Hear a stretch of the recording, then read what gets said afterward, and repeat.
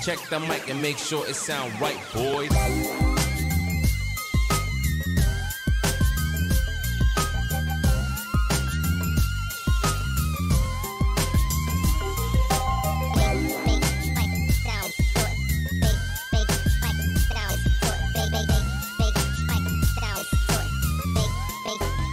It sound right, boy.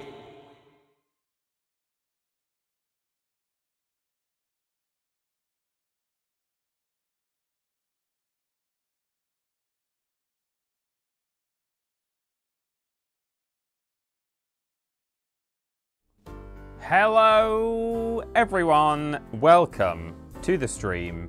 How is it all going with you all? How's it all going with all of you?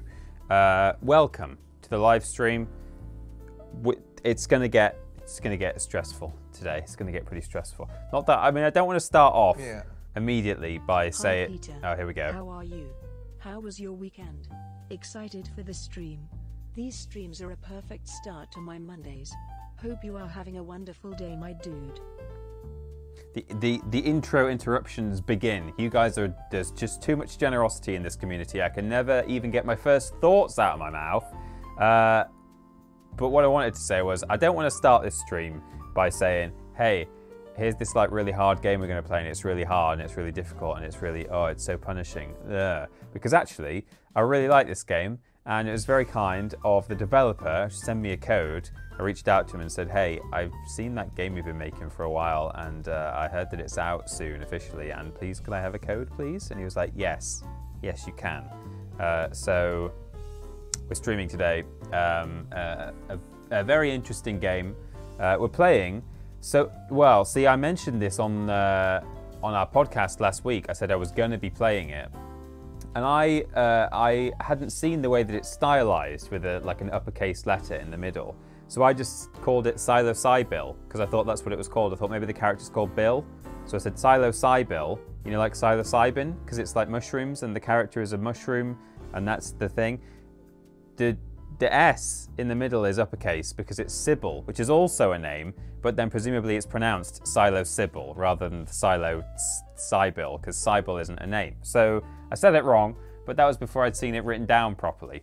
It probably wasn't actually. I must have seen it written down before then, but anyway, here we are. Today we're playing PsiloSybil, I assume, and it's all very exciting. So this is a game, as you will see, that is pretty heavily inspired, in particular by Crash Bandicoot, and in particular, Crash Bandicoot 1, the first game in the series.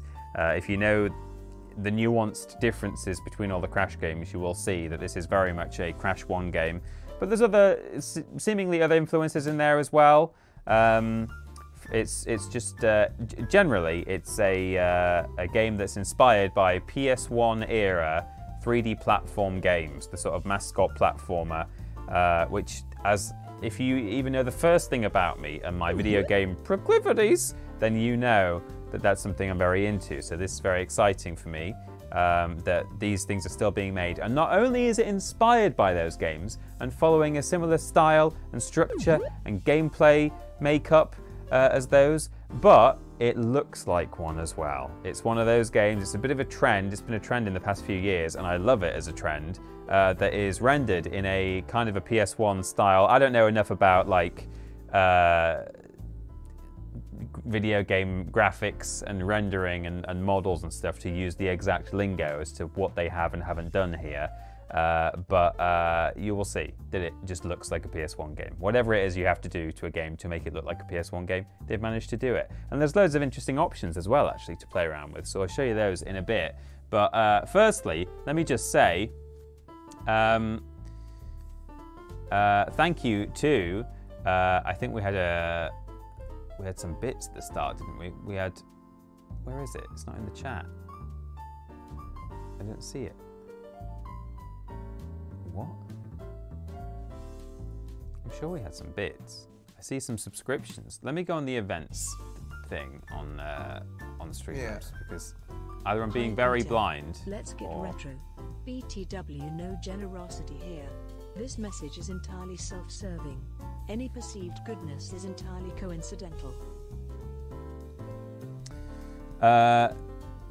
let me... Recent events, here we go.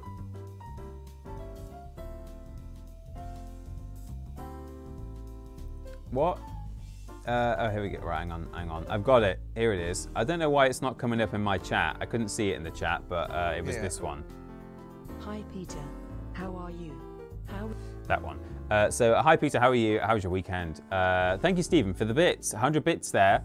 I'm glad that you enjoy Monday streams. I'm very well, thank you, and I'm having a good day as well. It's literally just not in my chat, that cheer, for some reason. I don't know if everyone else can see it, but I can't, which is strange. But anyway, never mind. Thank you, Stephen, for the bits. Sprout Stuff subscribed for 48 months. Goodness me. Is that... That's not 4 years, is it? Is that 4 years? 4 times 12? It is. Have you been subscribed for 4 years, Sprout Stuff? Oh, that makes me feel a bit unwell. I mean, it is actually, it's anniversary time, isn't it? February is when we launched the channel, I think. So people will be coming up to their 4-year anniversaries, which is insane. Thank you to everyone who's been subscribed to us for all that time, Sprout Stuff included. It doesn't say a 48-month streak, so maybe there are some people out there who genuinely are still on a streak from when we first launched the thing. But hey, no judgment, Sprout Stuff. I'm not digging you out there. I'm just saying. Thank you for being with us all that time. Stephen Skoda has gifted some subs. They've gone to Fuzz Lightbeer and Cliff Seagull. I get it. And that takes Stephen up to 632 gifted subs to the channel so far. Thank you very much indeed, Stephen. Yeah, Molly, I'm with you. Whenever I hear the name Sybil, it is just Basil Fawlty's wife. There's no other Sybil. There's not... Don't worry about the fact that I think it's like some classical character from like Greek mythology or something. No. It's Basil Fawlty's wife. That's who it is. Bits because Peter is cool. And then we had 100 bits from Pup George, who said, "Hi Peter, let's get retro." By the way, no generosity here. This message is entirely self-serving. Any perceived goodness is entirely coincidental. Okay, Pup George, I appreciate that you're just in it for the message. You actually begrudgingly support the channel in getting that message put out to the masses. But you know, we'll take that money and I promise not to be thankful for it at all. So no thank you to you, Pup George, for the bits there. Datazoid 1701, here's to another lovely month with the Walrus clan. Thank you very much, Datazoid, for 34 months. That's nearly 3 years, so you've been with us a whole load of that time as well. That's via Prime. Thank you, Datazoid. And then we had 100 more bits from Stephen. Those ones did appear in the chat, which is good. And that is about it. And we've got... I need to clarify this, actually. Thanks or not. Thanks or not. Well, you're not welcome, or you are, Pup George. And thanks or not, no thanks for those 100 bits as well. I need to. I don't know if I've said this before. I need to check with Hellion Kate or Hell Lion Kate. It could be a Hell Lion. Hoi, Pete and gang. Hope you're all well. Which is like... I'm only gonna be lurking today as my laptop is being a little rascal, but looking forward to the madness as always nonetheless.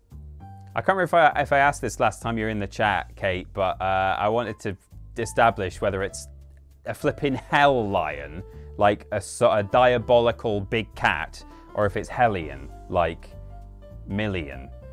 Let me know in the chat. But you're in the chat there. Hey, how's it going with your fancy verified ticks?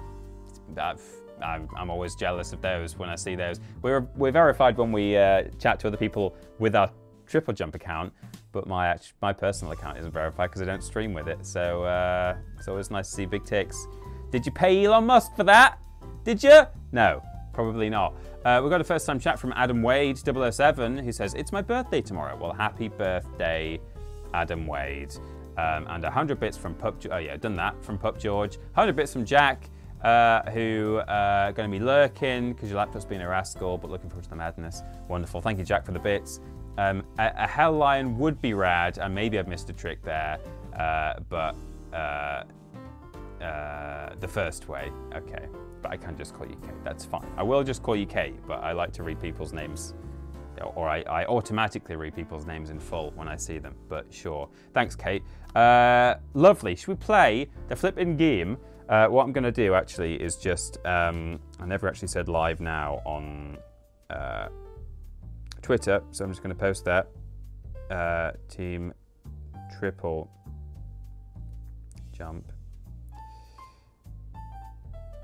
That's right. This is what you pay. This is what you pay the big bucks for, to just watch me typing on my phone.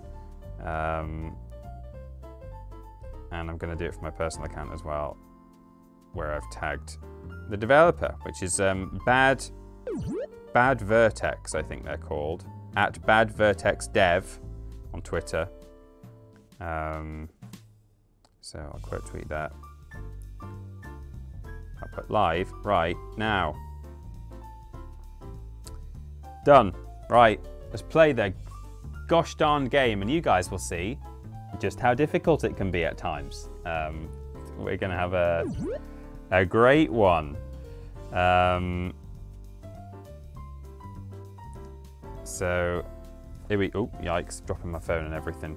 Right, let's play the game. Oh, and thank you to Talika Lynn, who has subscribed by Prime. Welcome to the Walrus Clan. That looks like a new sub as far as the alert is letting me know, which is great to see. Thank you for subscribing, taking a chance on us, and welcome to the Walrus Clan. And Stephen's Goaders with 2 more subscriptions. They've gone to Fortis in Ardui, and Thwarton.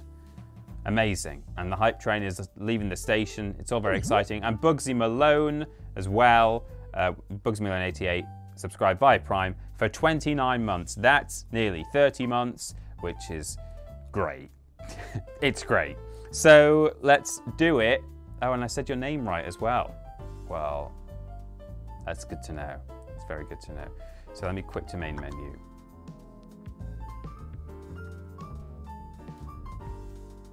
Oh, you guys are getting the... Oh, yeah, the clashing music. That's what we like to hear. Yeah. So, here we are. No clashing music. So, this is the game's menu. And as you can see, it's all a little bit oldie-worldy looking. It's like I've got it plugged into a capture card and running on a PlayStation. But this is the way that the game is rendered and the sort of the visual effects that they apply to it. So, if I show you what we can do here. By the by from yesterday. Happy Mod Basement Founding Day, everyone. It was a special day 4 years ago. When I woke up in a dark and cold abyss after being drugged by a pink walrus, a Discord laptop was presented to me with a message: "This is your life now." And it would be lonely for 4 months until a Brotovik and Prumps would join me. Wonderful. Thank you, Jack, for the bits. Happy Mod Basement Founding Day, everyone, for yesterday. Thank you for the bits. So we've got video mode. We can have it analog, which is kind of like an old TV, I guess. And then we can have it nice HD and also digital. I'm not quite sure what the difference is between digital and HD, but it's because I'm ignorant. And then we can also, so you can also change the test card in the background, so that's what we're looking at. And it lets you like play with the colors. Oh, they spell color with a U. Maybe they're a British developer. And we can do the if I change the test card, look, you can change the vertex jitter. You see it goes all still like that, and then it like wobbles like it would do on an old telly. And then we've got texture swim, which if you see on some of those textures, it sort of stretches them in a funny way.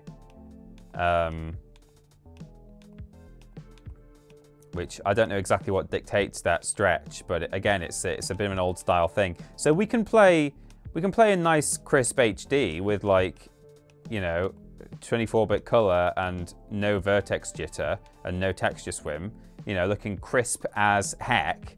Or if we like, we can play it real old style with, you know, realistic jitter and some texture swim on. Should we play it like this?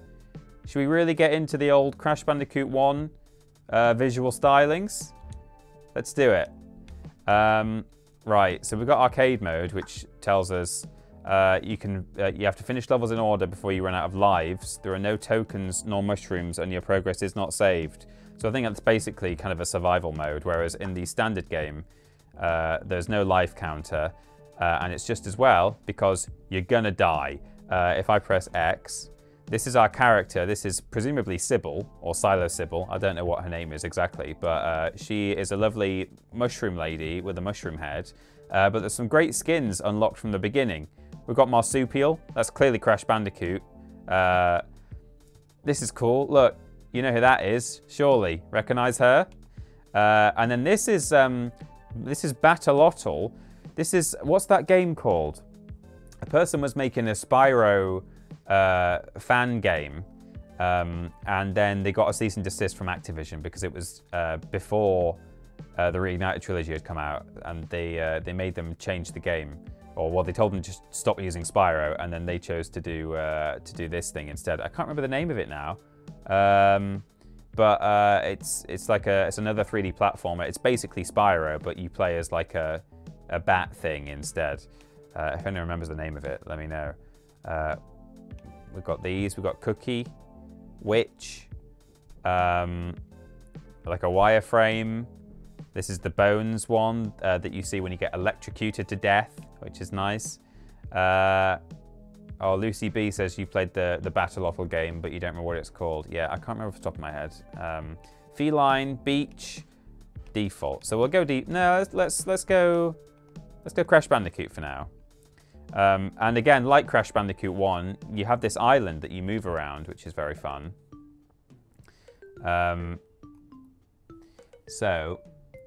Here we go, and you can tell as well that the music is a little bit Bandicooty. So hype train, everyone. Thank you to everyone who contributed to that hype train. That was very good, very exciting. So, oops, right. So we're in. X is slap, so is circle. So we can, and that's it basically. And there's jump and slap. So again, much like Crash 1, no fancy abilities. We can jump on top of enemies, or we can slap them like that. Don't want to touch these spiky things. So at the moment, it's all looking like a pretty chill End Sanity Beach happy time, isn't it? Well, as we collect these bits of mushroom and make our way up, you'll discover that it's not necessarily the case. You'll see that I will quite often jump on enemies and slap them as I land, just to give myself the maximum chance of actually defeating them, because the grace period is not super forgiving. If you don't land on them just right, or if you're not close to them when you punch, then your punch will have already finished by the time you get close to them, and then you'll touch them and you won't be punching because your punch has finished, and then you will die. Zero Myths Awaken. Thank you, Lobrotovich. That is the one, yes. And it looks very nice, but I'm not normally in the habit of playing games that are early access, or certainly not streaming them. This one is still early access, but the developer tells me it was, well, when I first got this code, which was some months ago, he did tell me the game is due out in winter. So I assumed that would be sometime soon. And it does say on the Twitter account, the official account, that it is out soon. But it is available already on Steam. No console release is planned, apparently. I can punch these guys, but presumably can't stand on them. Oh, there's acorns coming down.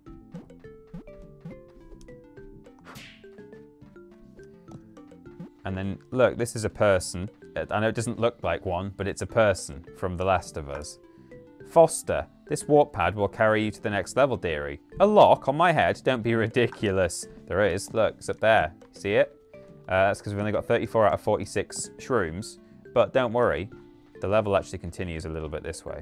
I know all this because I played the first 3 levels, pretty much just for the purposes of getting a nice screenshot for the thumbnail of the stream for when it is a VOD on YouTube, and for when we tweet out saying, oh no, saying that we're live soon. So I don't know if you get a reward for doing a level in one go. It does have a death counter at the end, on the end screen of each level. But there we go, that was a death. but we can at least, in this level, try and get all of the collectible mushrooms. I'm telling you now, I will not be getting all of the collectible mushrooms on future levels. I mean, I'm having hard enough time climbing this flipping hill on level 1. So if you think for one moment that I'm going to be trying to 106% this game, you'd be wrong. This might be a one-off stream just for today. I think this... Oh. I guess the trick is just to find safe spots, because it's full in this... Oh, I didn't even punch that guy. That was just me being silly. Yeah, the trick has got to be to just find safe areas.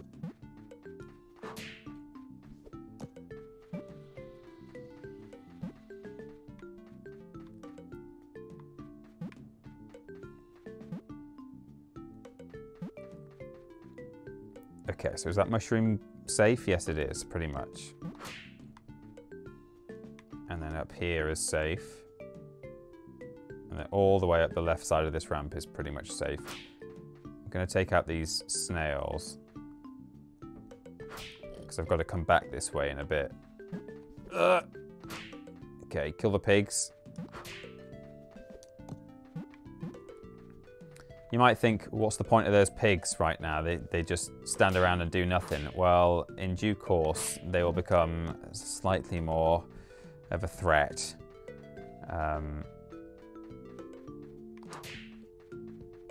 Okay, we've got one more mushroom to get.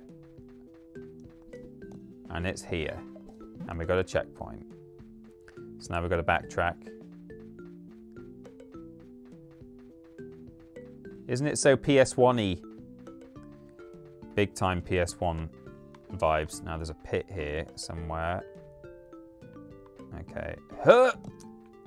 And then I think we're good. Can I make it down the hill, though, is the question, safely.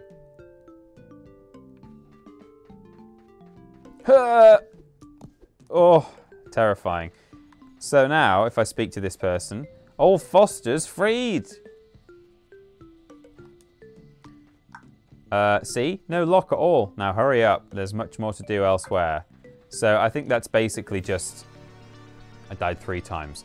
That's how we 100% the game, is that not only do you have to reach the end of each level to unlock the next level, but if you see in the bottom left, see we've freed old Foster, and now we've got to free Erica, which we will not be doing for the rest of the game. I mean, I'm not going to, like, ignore the collectibles, but I'm telling you now, I'm not going to be able to get them all. It's stressful enough just trying to get through the levels and not die.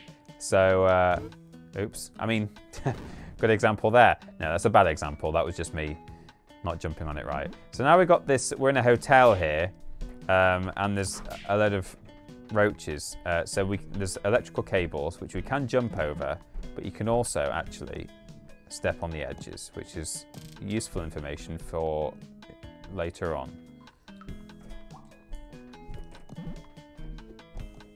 So it says easy or hard. I think this has like invisible platforms. You know, like in Crash Bandicoot where you unlock the gems. See, I can't stand on that. I get sploshed into the water. So I have to take the easy route for now. And again, I assuming it's like Crash Bandicoot, I suspect that those unlockable ghost platforms are unlocked by rescuing the correct friend from the end of a level. So somewhere there'll be some old, well, there might be some old Foster platforms in one of the levels that we're going to, which is exciting. Again, we've got some more cables. We're going to go the easy way and assume that there's invisible platforms on all the hard ways.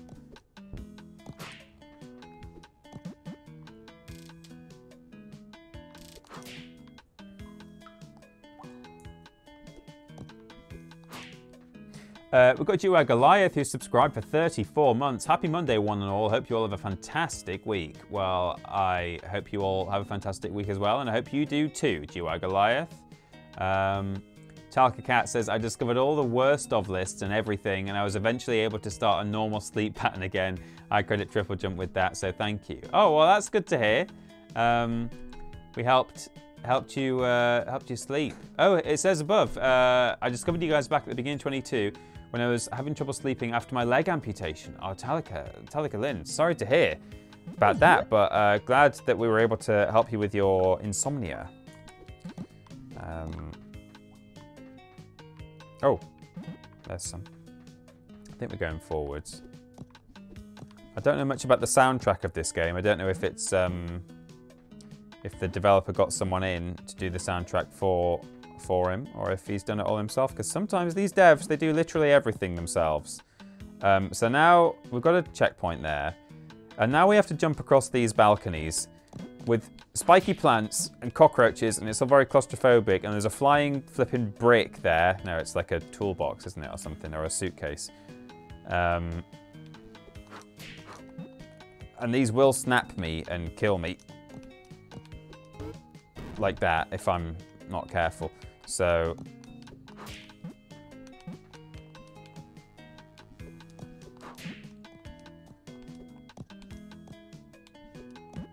there's more invisible platforms behind. So see, I can't even 100% this level anyway, so there's no point trying at the moment, because there's a mushroom over there that I can't reach.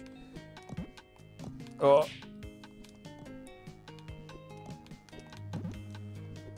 Oh, yikes! I'm clenching.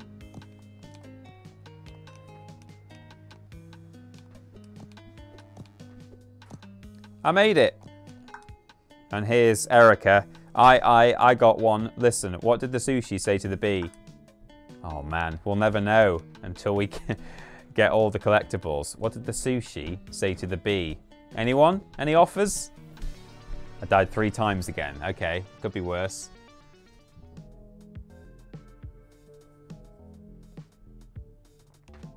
Okay, Crystal Hollow. What a lovely name. That was Roach Motel, and we were at the Undergrowth Burbs to begin with. Crystal Hollow. Wasabi. That'll be it. Clumboli, well done. Wasabi. What's up, B? So these glowy gems that we can stand on, you don't want to stand on them when they're glowing, or they will zap you. I would show you as to demonstrate, but don't worry, I'm sure I'll step on one at some point before the end of the level, so have no fear. These ice cubes are breakable like that, and if you hold jump as you bounce on them, then you'll do a big jump. Oh, there you go. See, they kill you like that. I thought it might be done by the time I landed on it, but no. People have done some crazy speed runs in this game already. It's not even flipping officially out yet, this game, and people are already doing insane runs on it.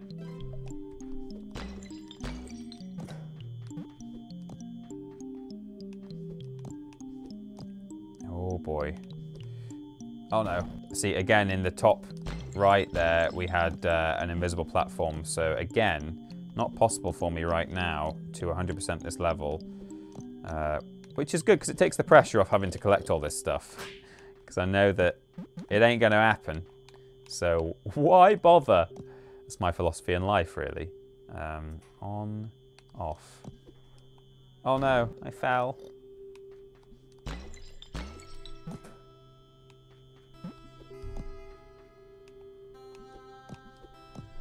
Ooh. Slap. Very eerie here, isn't it? Spooky place. Oh, I did it again. I'm sort of panic jumping off the crystal as soon as I land on it, and I need to just give it another couple of footsteps before I move away. Which is fine. Hey, it's good to work these things out. It's all trial and error, and believe me, this game... Oh, hang on. No, I'm jumping the gun there, literally. This game does become a bit of a trial and error experience as we go. Now this business gets real exciting. So if I step on this too long, it goes under the cube and I die. And I can't reach the top of the cube because it's too tall. So then you have to go behind. You can start to see the difficulty that we may yet encounter as we go. You guys feeling it yet? You understanding what's happening? Oh, that's a slightly longer one. Oh no, I became a delicious mushroom dinner on a plate there. Oh man, I could really go for a steak right now with a great big mushroom. Nice grilled mushroom on it. I'm not really one for eating mushroom, but if they serve one of those the giant caps, I don't know what kind of mushroom it is, but like, you know, and you go to like a pub and they just give you a really big cap from a mushroom with your steak. Oh, it's like having a vegan steak with your meat steak, both of which I like. Well, I've never had a vegan steak in that sense, but I've had, you know, vegan food where they replace the meat with mycoprotein and stuff. Right, so now we've got to bounce. Blimps!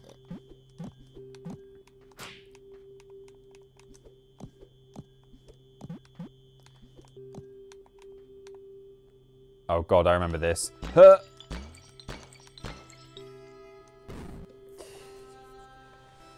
Okay, here we go. So we're now... Oops. No, we're now on a platform that is gonna...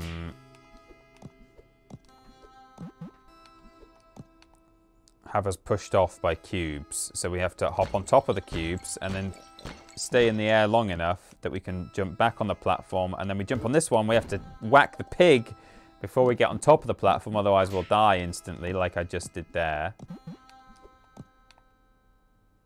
So we get pushed, we bounce. Oh no, I forgot to move off that cube. I was just trying to jump up and kill the pig, and then I died. Okay, here we go. So we bounce. Kill the pig. No, you have to get closer. Come a little closer to the cube, son. Whoops. Don't fall off there. There's no excuse for that. Okay. I don't actually have to do all that funny business of going up there right now. That's just for the collectible. Oh yeah, see, that's way less hard than when I was practicing. I was like bouncing all the way along all these cubes, but you only need to do that if you want to free this pirate. Rory, you really think a bunch of piglets can take me? I let them win, of course. I'm the king of these caves, doll. Thanks, Rory. I suppose pigs they like truffles, don't they? Pup George says, this is exactly the kind of game I love and also hate. I mean, me too. Citrus Falls, this is where I started to hate it.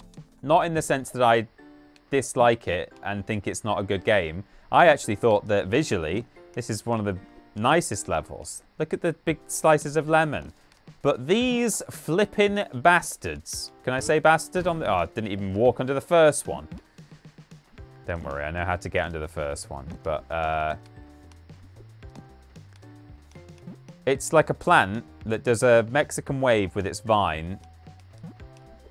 And the real Dark Souls begins when it starts... When it gets combined with, for example, logs that sink. Fortunately, these lemons stay floating forever.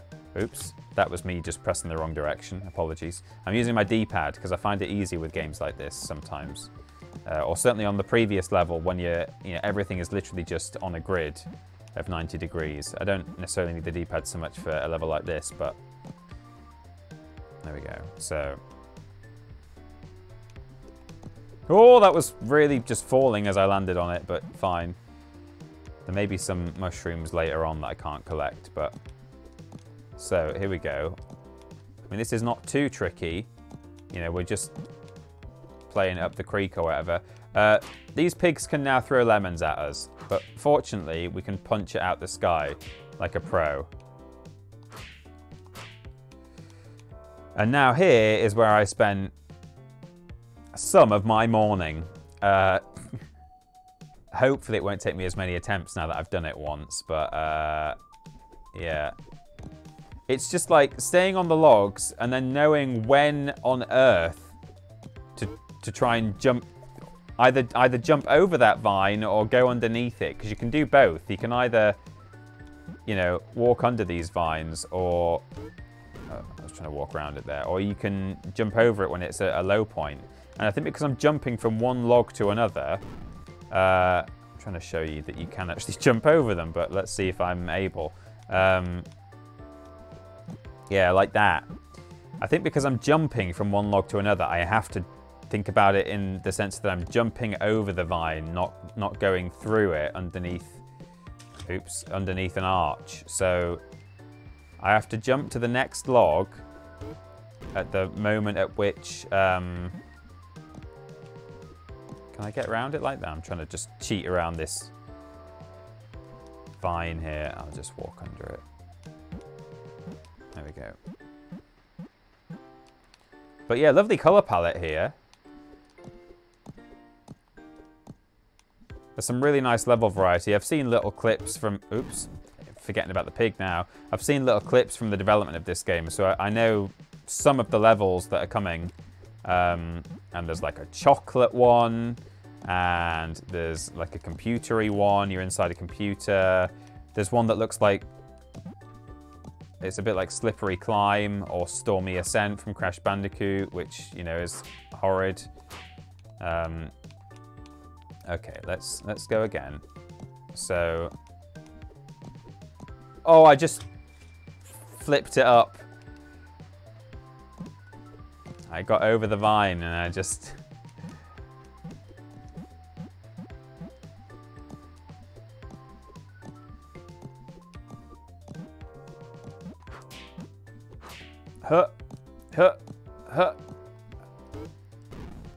I still can't quite work out when and where to jump there, or not jump. I don't know. I suppose I've got to jump because I'm jumping from one, oh no, jumping from one log to another, you know? I can't not jump.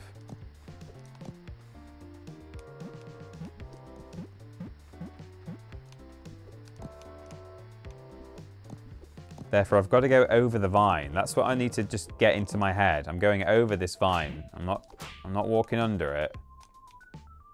I mean, even just watching it from here, like, I suppose there is a moment where... But I feel like there's not always going to be a log there. Oh yeah, it's like alternate logs, look. If you jump over it there, there's not a log. But if you jump over it there, there's one that's coming up. So I've got to, like, treadmill my way at the top and wait until it's time to jump, I think. I think that's what we've got to do here. Oops. Splosh. Kaplunk. Thank you to Hakuna Patata, who subscribed for 44 months via Prime. Thank you so much for being with us all that time.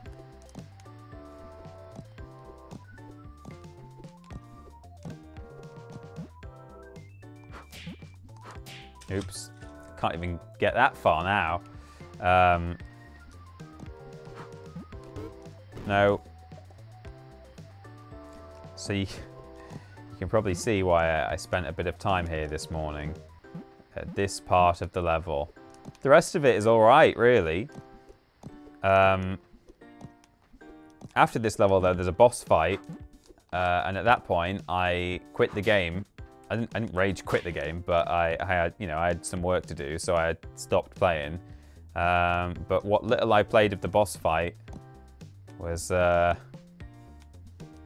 interesting. So let me look at this vine. So if I was to jump there, there would have been a log, but not there. Okay, okay. Oops. Come on now. You died 118 times.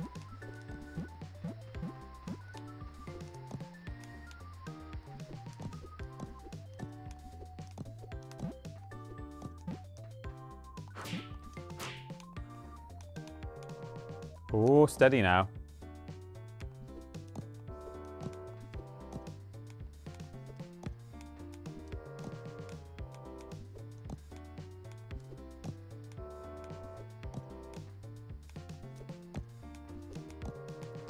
I don't really know what to do here.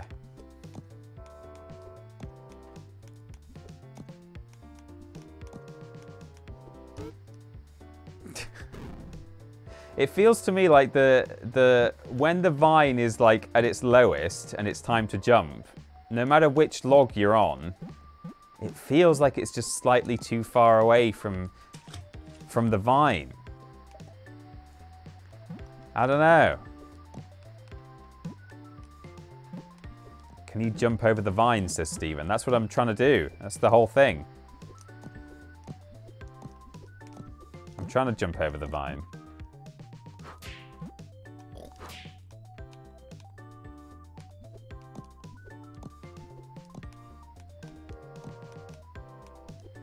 But I don't... when and where do I jump over the vine? Do I go under it? Do I go around it? See, because if you try and jump when it's up rather than down, you just hit the top of it like this. Like that. You can't jump under the arch. Which makes me think I need to jump over it like that. But it's just so tight. Or it seems like it is. I don't know if I'm just looking at it wrong. Like oops, I keep forgetting about that pig. Thinking about the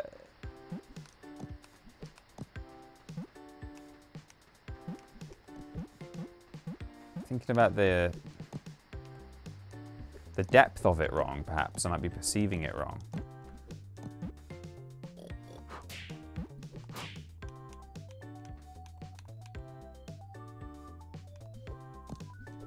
You can jump out here to the left, but I know you can't jump over it there.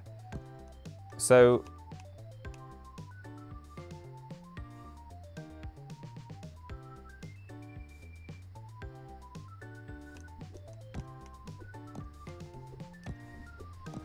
oh, see there, like I got over it, but it felt like there wasn't going to be a log for me to stand on at the end.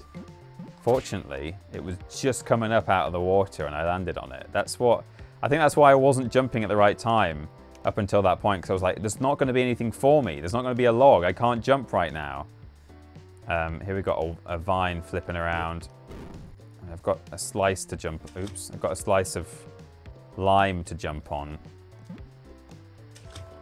If I can even just climb out of here without rushing it and being a fool. No. There we go. So this game is designed to be... The quote from the trailer is mercilessly difficult. And yeah, I think that's a reasonable... that's a fair assessment.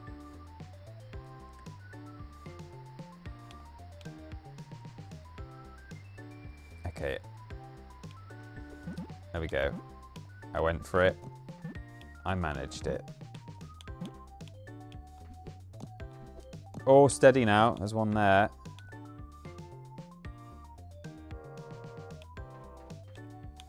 Okay. And then there's a pig throwing lemons here. Okay. Checkpoint. Thank God. Look at this whimsical world we're in. With its checkerboard floors. I do like a checkerboard floor in games.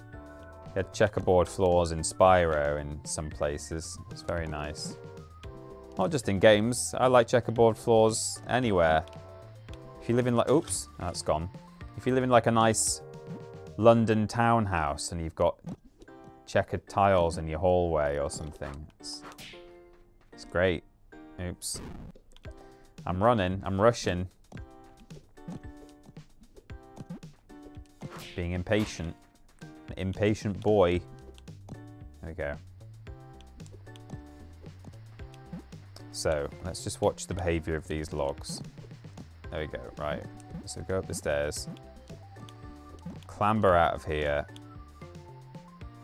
Oh man, I think this looks more complicated than it is actually.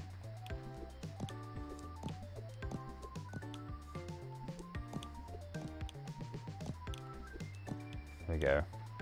Oh, that one's really doing a good old Mexican wave there, isn't it? Oh! And there's our friend who we are absolutely not going to free. Can I climb up here? No. Good. I'm done. I died 28 times.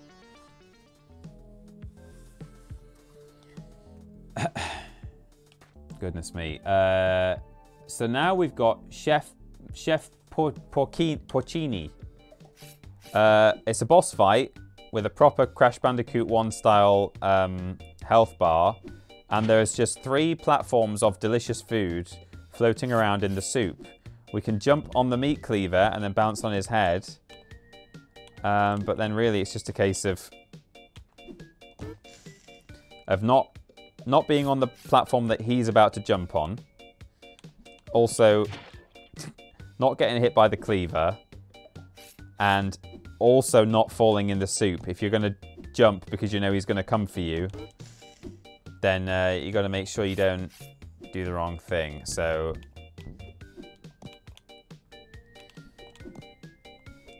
I suspect it might literally just be a case of like choreographing. If you know where he's going to go and where you're going to be. So if, for example, I could say like, I know he starts there, I jump on his head there and go on whatever this is, the slice of onion. And then if I jump onto the carrot, so like I do that, and then I jump down onto the carrot, and then oh no, I don't know. So you got to know. It's all cycle based. It's all a pattern. And if you know, it won't be any issue at all for you, right? Can I reach from there? That would be nice if I can get a second hit in straight away. I might just be doing that slightly too soon, actually. Yes. Okay, so I can do that and then jump onto the carrot to the right. So we go... Oops, I missed. Okay. So we jump, we hit... Oh no, I did it wrong again. And then we're going to go down... No. So, we hit him on the top left by you know, jumping at the right flipping time, Peter. Come on, let's get this. No. You did it like a million times at the start of the fight, and now you can't do it. There we go. No, and then you land on the slice. Jump on the cleaver. I missed his head. Okay, and then we can go down there and then get sliced. Okay, so...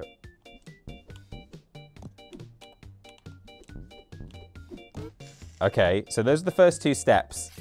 The first 2 hits. One there, land on there. Try and get a second one in there.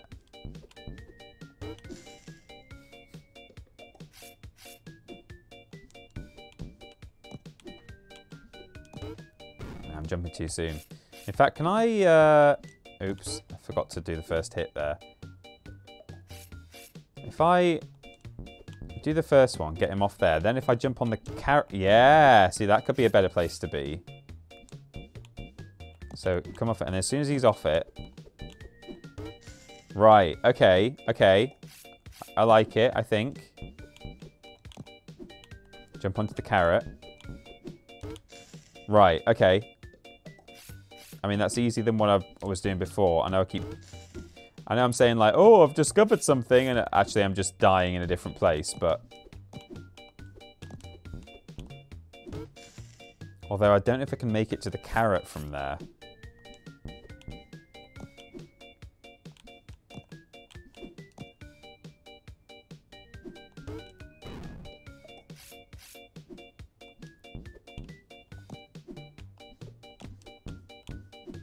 Okay, there we go.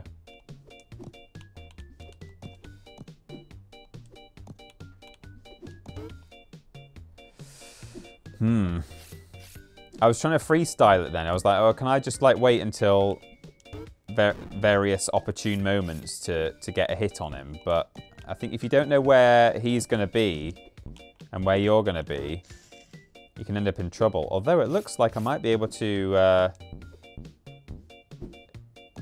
Yeah, okay. Oh, that's better actually. If I... Once you hit him, you can just stay bouncing on his head, and then he will jump out from under you, and then you know you're going to have a platform underneath you to land on. Okay, okay. Now this is... Yeah, that is a much better thing to do, actually. I thought I had to move out the way before he jumps, but you really don't. Oh no! Okay, yeah, so now it's really just a case of knowing which platforms he's going to be on, because, yeah. So he goes orange to green to white. I wonder if he always does that, orange, green, white. No! I missed his head.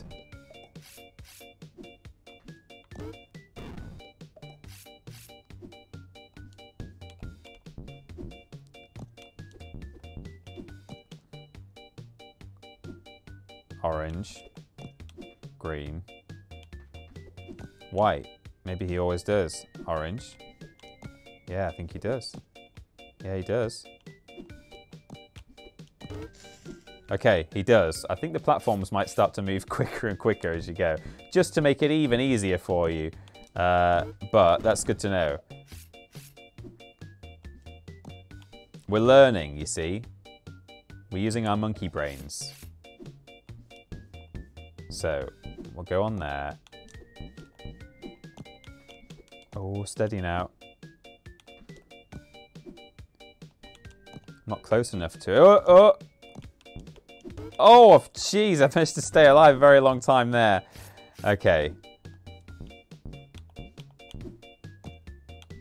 This is basically like what happens in main menu, really, isn't it? It's just about avoiding cleavers, trying not to fall in the pot.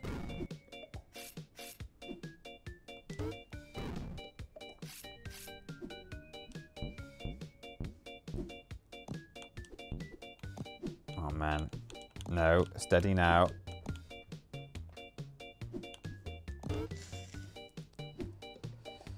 In a way, that's like what I'm finding more difficult is managing to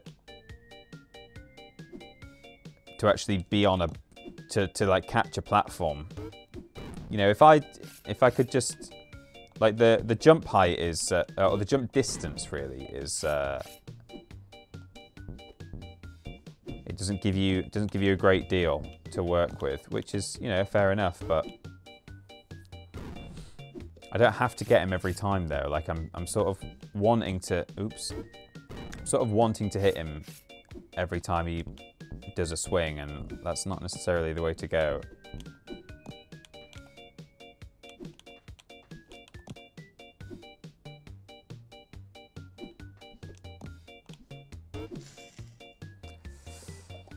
He's only got 4 hits, you know, and I can get 2 in very easily. I know exactly where he's going to be and where I need to be because I've worked it out. But then it all just becomes, from that point onwards, it's pure improvisation, and it's as much about like trying not to fall in the drink as much as avoiding him, really. Oh,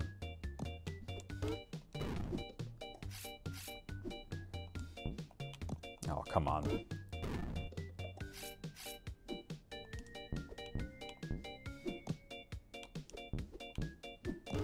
Oh no, come on now. Yeah, if you miss that bounce off the cleaver, you need to get out of there really, or just die and restart. I'm gonna be hearing this music in my dreams, says Adi Pramana. Yeah, me too. Okay, so I missed one there, missed an attack. So there's the first one. Second one is down here. And then what? And then I just make it all up from here. I don't know where he's going to be. I don't know where I'm going to be. And I know that he jumps orange, green, white. So why am I not keeping track of that? So he's jumping to orange. He's jumping to green. He's jumping to white. He's jumping to orange. He's jumping to green. He's jumping to white.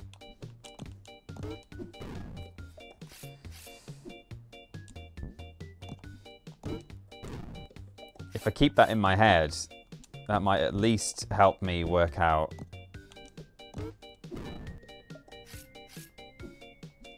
where I should go and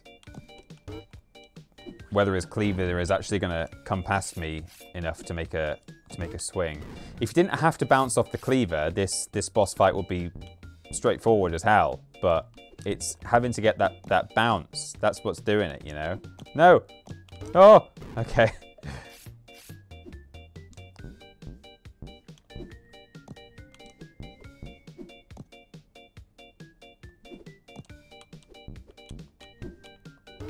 Oh, I got a third hit there. That could have been it. Orange. Green.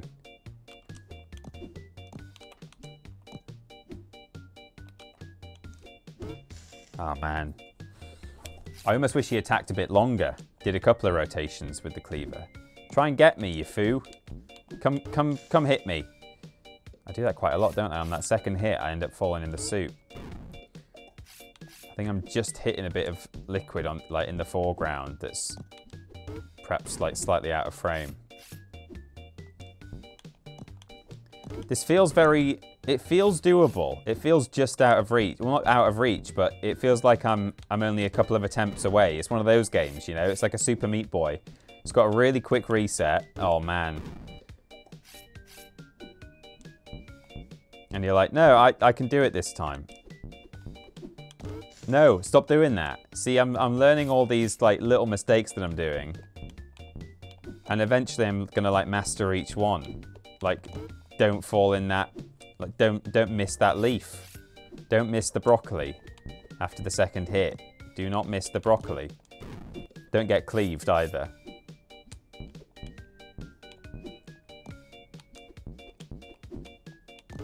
See, I can't see a drop shadow, unfortunately, when I'm...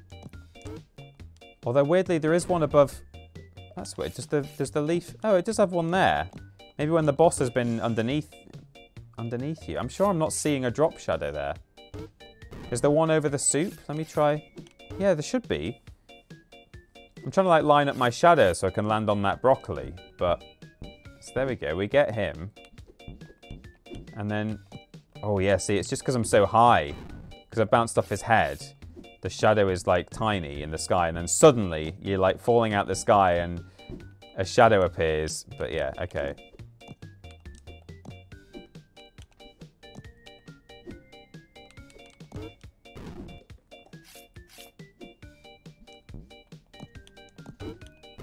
It's, you know, there's only a couple of things, like, going on in this boss fight. But the combination of them is... It's just so tricky. Like, there's only 3 platforms. The floor is lava soup.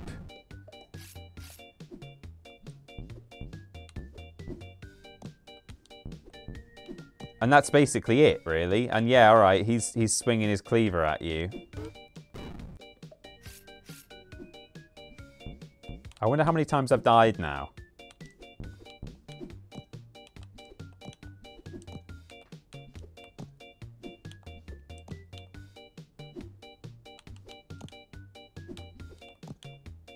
Oh, maybe that's the trick, to just try and just keep hopping on the one he's just been on. I think I might do that, actually. Let's try that now. I'm just trying all these different tactics. Hop on the one that he's just left, so you know he's not going to hop on you anytime soon. And then basically just keep a very close eye on the cleaver and just see if it's going to pass you by at some point.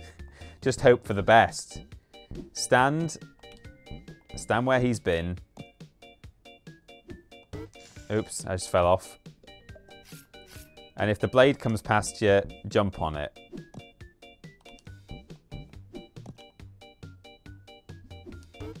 Oh, come on. Oops.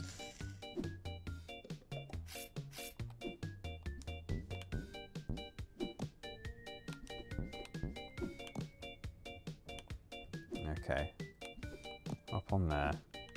Up on there. Okay.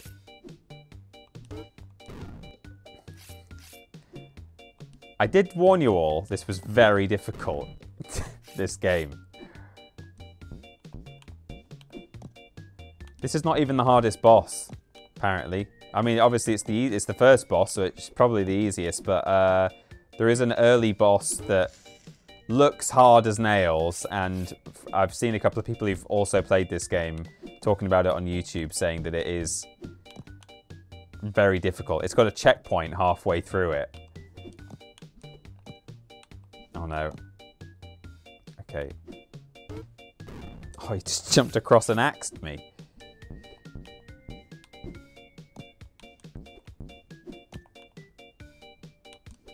No, that's where he's going. No! Okay, okay, right. Orange. Green. Now he's going over there. No, I've got to stay off that orange there, that bit of carrot.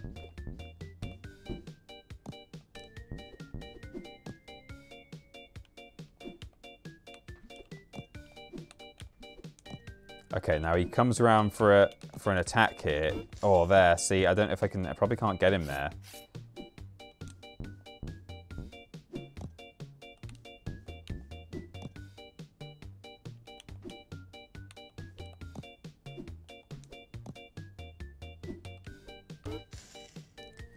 Jeez, this is so tough.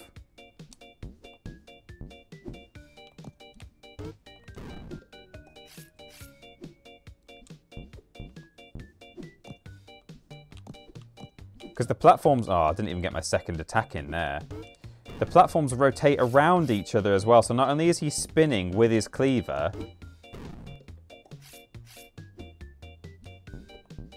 but they suddenly will like randomly swirl around each other. And so you think you're out of the way, or you might have dodged... I'll keep jumping on that carrot as well, which I don't need to do. You think you're like home and dry...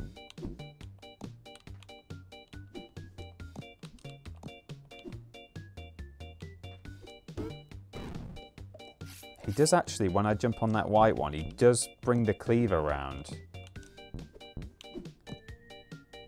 So when I jump on here, he very briefly... Yeah, okay, that's going to be my third attack, okay? That's what I need to do here, really. Because it's all completely predictable. It's all patterns. He follows an exact script every time. And there, I can get my third attack in. And from there, that's where I'm going to work out where my fourth one's coming from. I think that's just how... that's how you solve this boss fight, is choreography. 1, 2, 3, 4, and 2, 2, 3, 4. Okay, so then I jump on the white, and he brings the cleaver around, and then... Oh, I don't know, somewhere. Okay, so we get the first one there, and he... jumped a bit early there.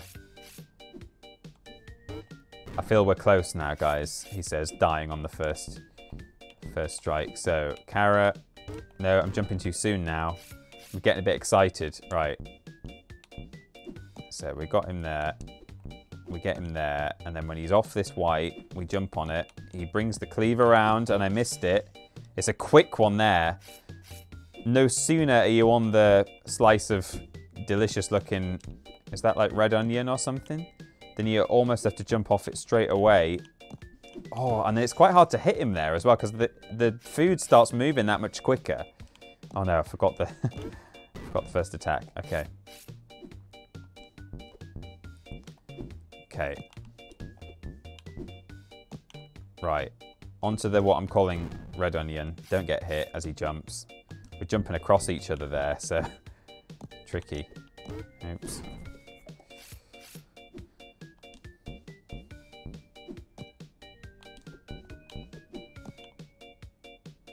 Let him jump first, and then hop, and then stick with the carrot, and then at some point... Oh, I don't know. I don't know where the fourth attack's coming in. It would be nice if I can work out a way just to do it on... just one on each, then I don't need to like stay alive between attacks. Oh, that carrot moves out from under you. You've got to keep an eye on that as well. There's a lot to micromanage here. We're so close though. We can get him down to one hit left. And I can do it pretty consistently now, like But that's the trick. So I can't go top left because that's where he's going. So I've either got to follow the carrot or wait for the broccoli. Words I never thought I would say.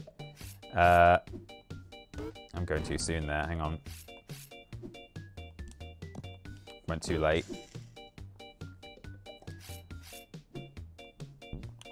Okay, there's the first. There's the second. Wait for it. Hop on here. Oh, missed the third. I've got no backup strats for if and when I miss any of these attacks. I have to hit each planned attack has to land. Okay, stay with the carrot. And then what? Then what? Where do I go? I need to somehow make my way to broccoli. Once I've done the third hit, as soon as if there's any sort of pathway to get onto the brock, that's what I got to do. Oh no, not the brock, that's what he's on. I got to go onto the white, maybe?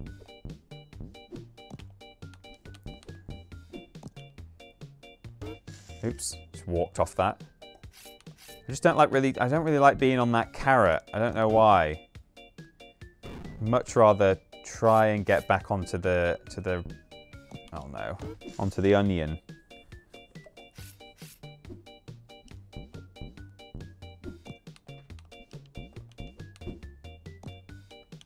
Okay, so we jump across the onion, we get the attack in, onto the onion here. Oh, and then he brings it round. If you stay on the onion, at the very end of his attack, I could probably get onto that. Oh no, I'm in the wrong place. Okay, this is what we're doing. We're going on to onion, getting an attack in. Oh, missed it. I think I've got it now, everyone. I think I might have 4 hits worked out. Hit 1, hit 2, stay alive, onto onion, hit 3, stay alive, onto onion, and then at the end there, oh, is there enough time? He's literally lowering his cleaver by the time it comes around. If I jump up and around to it, oops. I do die there sometimes, just wander off the edge.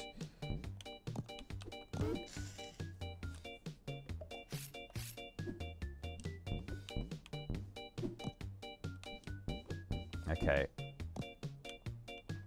Onto the onion. Attack number 3. Onto the onion. Huh. Oh, and then he leaves. No, he jumps too soon, I think. We're not going to be able to get him on there. But that's fine. We can work out a way to do this.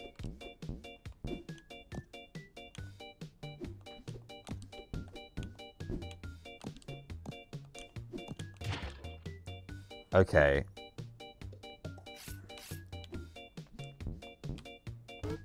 Oops. It's amazing, once you've done this like 60 times, which I have, some of it becomes really, like, relatively easy.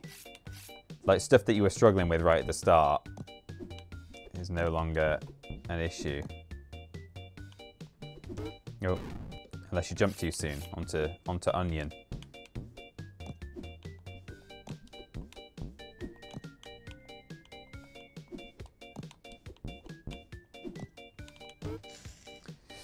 Okay, what I'm going to do is I'm going to ride on the carrot and wait till he jumps off the broccoli. Oops. That's the plan for now, and we'll see what opportunities present themselves. I don't know why I've taken to not just hovering on that carrot now. There we go, that's better. But not if you miss. How long have I been on this boss fight?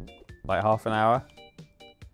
Okay, then we jump onto the onion, get our third attack in, we stick with the carrot if we can, and we're going on to Brock. And then I think possibly there might be an attack that comes past on broccoli.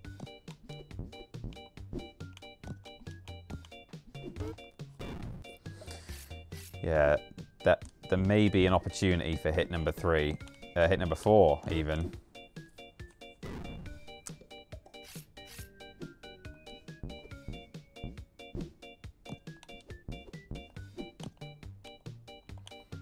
He jumps. Stick with him. No, it's hard to land on that carrot.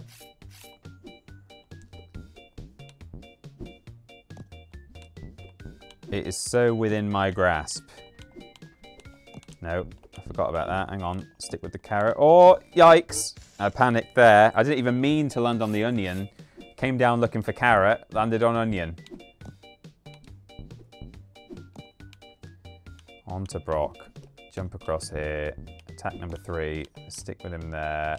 Onto the broccoli. Oh, I don't know. Where am I doing this? He's coming onto here now. I don't know where that 4th attack is going to come from. It's all about permutations and combinations, and I'm sure there are many, many ways I could do it, but yeah, possibly from the broccoli. Oh, I forgot the first attack there. Possibly from the broccoli there, I could get an attack in.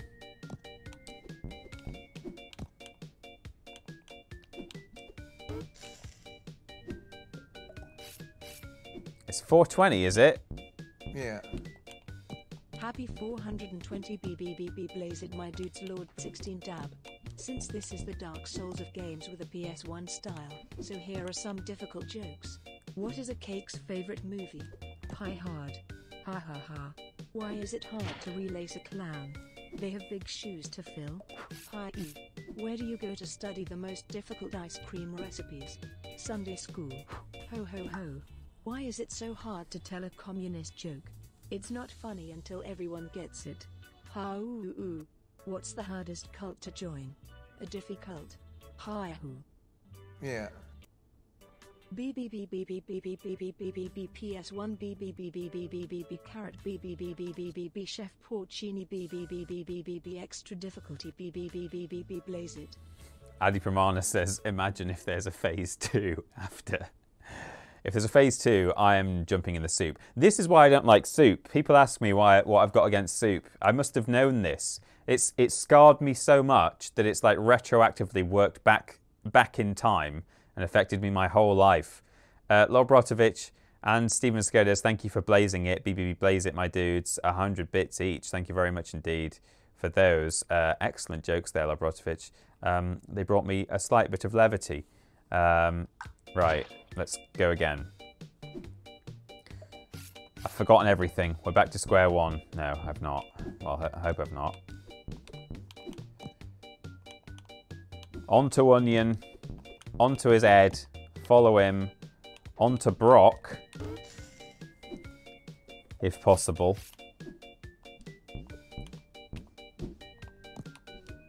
I just can't, at the moment, spot an obvious opening for that 4th attack. Onto the broccoli. Oh, you can get sliced there. Okay. Well, if I can get sliced, that means that the cleaver is passing me. And I ought to be able to jump onto it. Or jump in the sizzly soup. That's news to me that you can get killed by the cleaver on the broccoli down there after 3rd hit.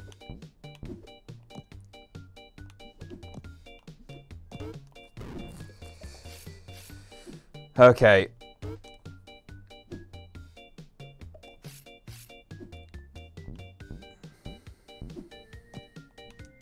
I don't know whether to be looking forward to the next level because it will mean I'm no longer in this boss fight.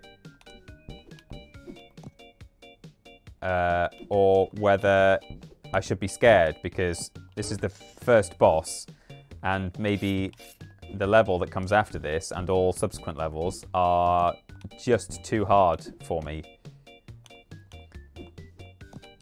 I consider myself pretty good at Crash 1, you know.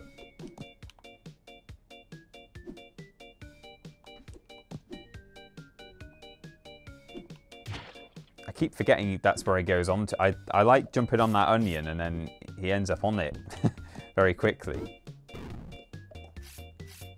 As long as the next level has different music, I'll be happy, says Mr. Black. Yeah, I mean, it is a pretty short loop, isn't it, this one? Okay, here we go.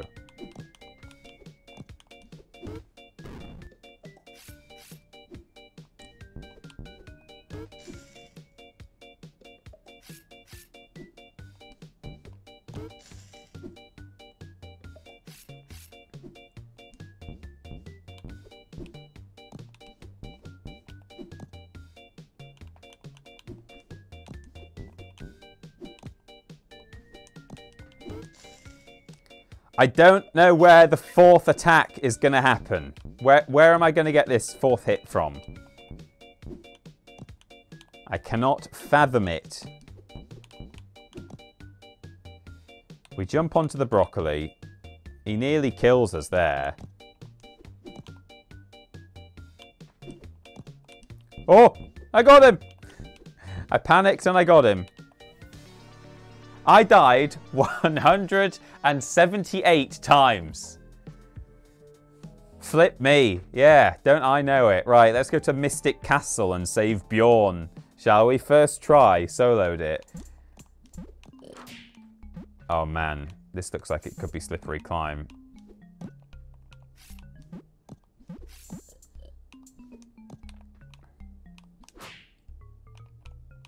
No, it's more temple-y. Oops, okay. I'm not grabbing this stuff. I don't need the oops, I don't need this stuff. We're back to trial and error now, everyone. We've got to learn all about these new hazards.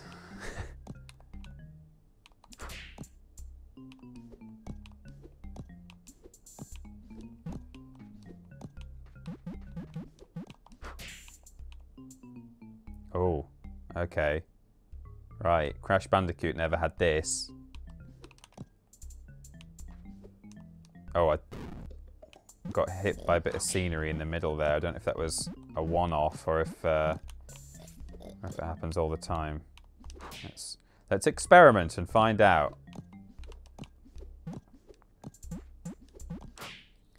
One of those square tiles in the middle, it looked like it kind of pushed me a bit when I was trying to... Oh no, it didn't do it that time. Okay, that's fine. Well, if I jump at the right moment, I might be able to just clear that gap.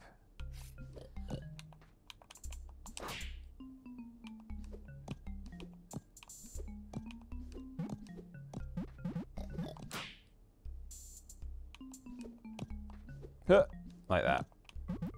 Down we go. Danger. Is that some sort of death route? I'm not going the danger way. Just watch the game be lying to me, and this is actually the hard way. Oh my Christ, look at this! Okay, how long are these spikes in for? Oh! Okay, only about 2 tiles worth. I can't clear 3 tiles. Although, well, I suppose if I go around with them clockwise, that would be a more sensible thing to do. Yeah. Maybe.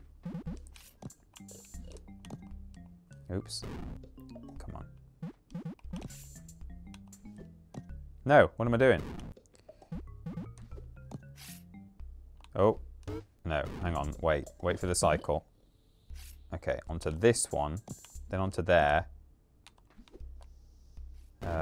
Okay. So they come up, and then they go into there, and then I land on there, and I land on there, and then what? No, this doesn't work. Oh yeah, I could do that though. Okay, we'll do that. Right, yeah, I see what we're doing. So we wait, jump onto this. No, I can't.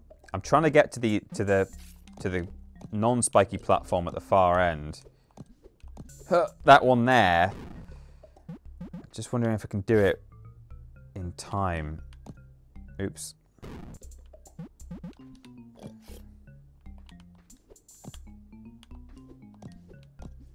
Oh, I don't know, it's a bit far. It's just a bit too far. If I go right to the front of this platform.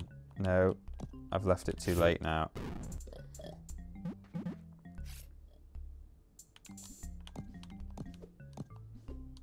Oh, that could work. That's a different way around. Okay, let's try that. No. That's what I gotta do. Wait for that. Jump onto this one and then land just as the spikes go in like that, but not on there. I need to go on to the next one. I've got a plan. No. I do have a plan. It's about executing it now. No, I'm jumping onto the wrong one of these.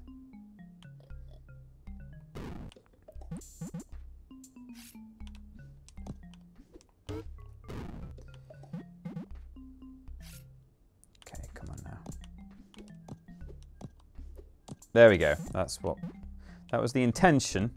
Sometimes you can have all the good intentions in the world, but not deliver on what you're trying to do. Do I take refuge in this, or do I just try and go for it? I think I can go for that, actually. My slippery climb instincts tell me I can go for that.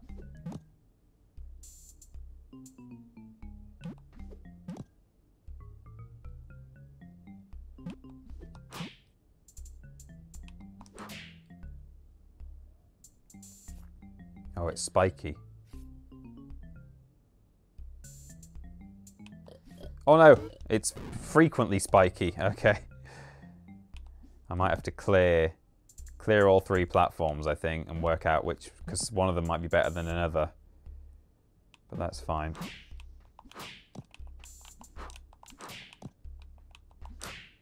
Okay. Oh, it's really, like, not safe for very long, is it? That. I'm gonna have to sort of, I think I'm gonna have to hover there for a moment and actually listen to the rhythm of the spikes. Get them worked out in my head. Safe. Safe, not safe. Safe, not safe. Safe, not safe. Safe, not safe. Safe, not safe. Safe. Hey! Oh, God. It's so hard. Oh, there's flipping wall spikes. Okay. Sure. Nope. Good. Good, good, good. So I can't jump. Do they go in? Well, how do I get up there then? Because I just hit my head, didn't I, when I did that? Oh, maybe not. Well, how did I... Oh, you can do... Can you do small and high? Yeah, okay. I got to do a tiny hop, I think. Okay, that's fine. Whoa! It really wants to push you into those spikes, though. It's going to get me. No, I can't do that, because that one will just slide over and knock me off. So, yeah, wait till it's going out. Ah, okay, yeah. I see, I see. You've got to move with the platform. So wait till it's on its way out, and then... No, hang on.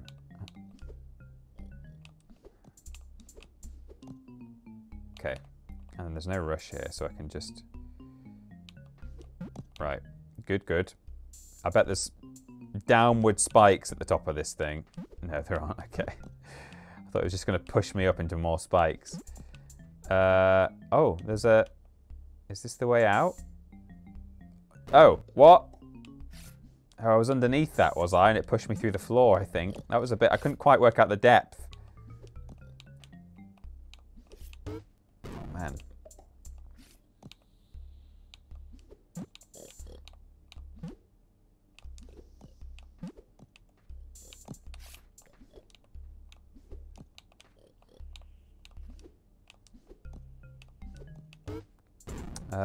Hang on, what did I do there? Oh yeah, I wait until it's in and then I jump up when it's... Yeah, okay, okay. Then we're safe up here. This brings us out there. And then, okay, this is literally just a case of jumping on. But I thought that was at the end of the platform. That was, yeah. Okay, we did it. This is Bjorn. Be a sweetheart. Go get me a cup of coffee since you're not going to be able to free me. Hey guys, I only died 34 times that time. Let's change our skin, shall we? Let's become the Raider. So now we're going to Truffle Traffic. Oh, this is very PS1, isn't it? Look at those textures. Okay, so look, we can't... There are some mushrooms there on the left that we can't get to, so that we don't need to worry about collecting today. Press A for high bounce. Oh, wow, there's... Oh, look at this. I have seen a little clip of this in the trailer of the game, but... Oh no.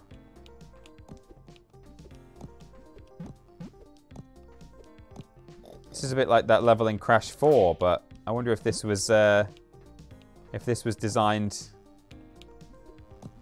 before that game came out, because this game's been in development for a long time. Oops. Yeah, I assumed I probably can't go on the road, and that has now confirmed that for me. Yeah, there's literally like a futuristic level in Crash 4, It's About Time, where not only do you have to jump on the backs of moving traffic like this, but there was also like little drones and stuff that would like bring TNT directly to you, which you obviously don't want them to do. Oh yikes, that's scary. Oh! Could do with being a bit more in the middle of the road for that, actually. Which I know is impossible because there's no traffic in the middle of the road, but at least if it can be on the top side of a lorry, might be a bit better off. No, that was like the worst thing I could have done. Oops.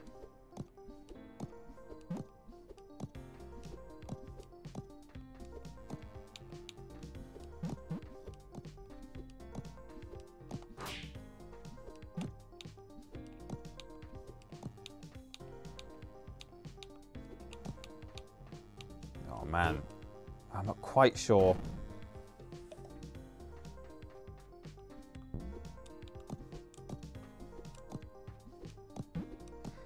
It's funny, like if you were on flat ground, stationary ground, not flat ground, if you were on just, you know, on the floor, and you were faced with two of these guys running back and forth, you wouldn't have any issue with it at all. But it's the fact that you're on a treadmill, so you're constantly moving backwards and they're not. Oh, yikes. And it's not just a case of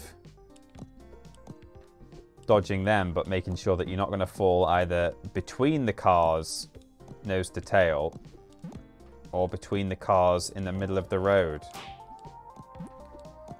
Surprisingly difficult little trap there.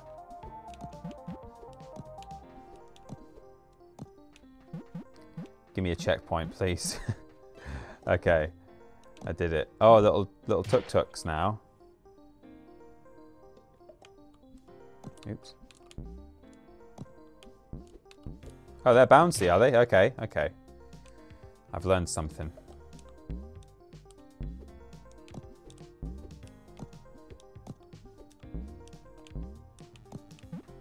Which means I'm going to have to wait for certain bouncy ones to come along to help me get around certain obstacles. Like there, maybe. The cycles all reset. I think there's global cycles. There we go, and they all reset on checkpoint. Which is good if you know that there's a certain cycle that you like.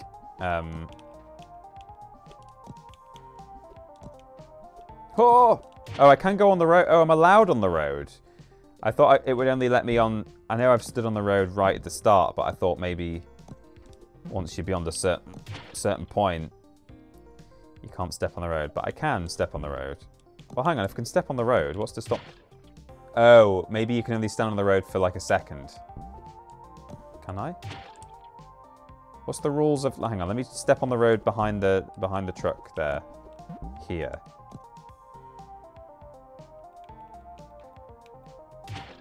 Okay, you can stand on the road. Again, useful info. And, you know, your gut instinct might then be to, like, say, well, why don't I just do it all standing on the road and duck under all this rubbish? But actually, the issue is that...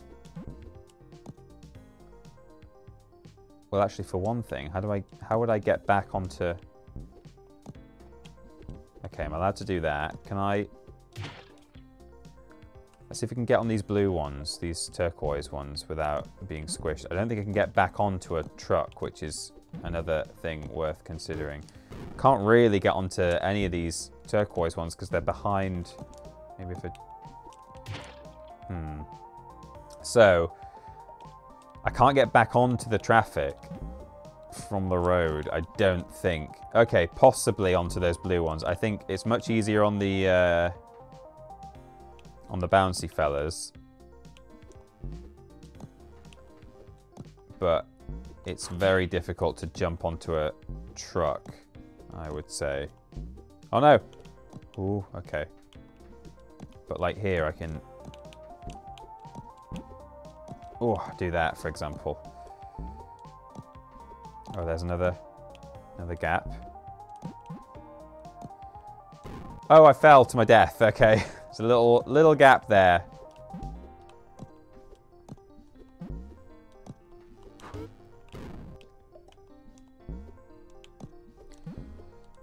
So, oh, it's never 20 to 7 already, is it? Is it really? I've spent that long on that boss. I must have spent half an hour on that chef boss.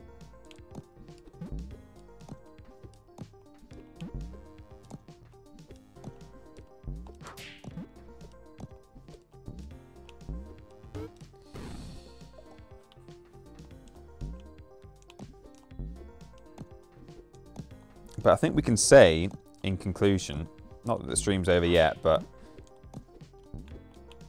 this is very much... So quite famously, here at TripleJump, we've got Ben, your boy Ben, who likes his Soulsborns. And let me, in fact, before I even go there, let me just say that this is the Dark Souls of is very much, you know, it's tongue-in-cheek. We've complained before about video game journalists saying such and such is like Dark Souls, you know, and people said it about Crash 4, for example, when that game came out, which, you know, it was a difficult game, but it's not like Dark Souls. Do you just mean it's hard because you can just say it's hard? Because in every other respect, Crash Bandicoot 4, It's About Time, is nothing like Dark Souls, you know. And we facetiously say that things are like Dark Souls sometimes, but we don't actually mean it. We just mean that they're difficult. And it's funny because you've got Ben Potter at TripleJump who really likes his Soulsborne games, which take a lot of trial and error and are very difficult. And then you've got me who likes my 3D platformers. Ben is not so into his 3D platformers, or not PS1 mascot platformer style games anyway. He liked Spyro 3 at the time, but it's not the, you know, he wasn't interested in checking out KO the Kangaroo, let's put it that way. And hey, as it turned out, KO the Kangaroo was a bit rubbish in places, and you know, whether I should have checked it out at all, I don't know, but I was at least intrigued by it at first sight. And I was intrigued by this as well when I saw it. And this is a whole different thing to KO, and is not broken. Hey, technically as well, this game is very good. I meant to say, actually, it does exactly what you want it to do, but that's not the point that I'm making right now. But you've got your Ben Potters of TripleJump who like their Soulsborne games, where it's all very trial and error and difficult. And then you've got the Peter Austins of this world who like their happy-go-lucky 3D platformers that remind them of the PS1 era. But Ben is not so into his platformers, and I'm not so into me Dark Souls. Well, here, you've got something that either could appeal to both, or is perhaps best, or most appealing to someone who... So rather than either one of those individuals, a Ben Potter or a Peter Austin, perhaps someone who is into their platformers, but likes a bit of trial and error, likes a bit of a challenge, likes a big old challenge. This game definitely, I would say, has an audience. I don't think I've got the patience to complete it. I certainly don't have the patience to 106% it or whatever it is in this game. This road's interesting because it really is a case of actually like, no, you need to run on the road here. You can't traffic hop.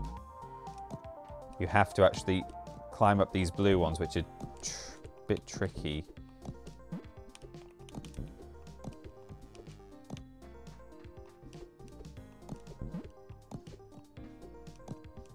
I'm just glad that these scootery ones can't actually kill me, because if they could, I'd be in big trouble. Okay, I think I've got to go around that fire.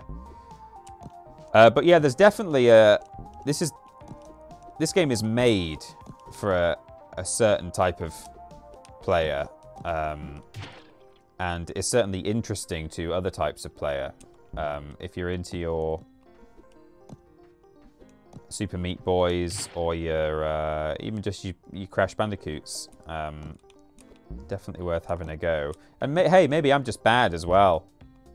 Maybe if you guys had a go, you wouldn't be making mistakes like that. I suppose it doesn't help when you're streaming as well. I mean, that's my excuse, but I can say for certain that I had more difficulty with Crash 4 when I was live streaming than I did when playing at home. That's a fact. Oh, I don't know if I can get around there in time. I might have to just wait for a scooter to just be coming through the fire.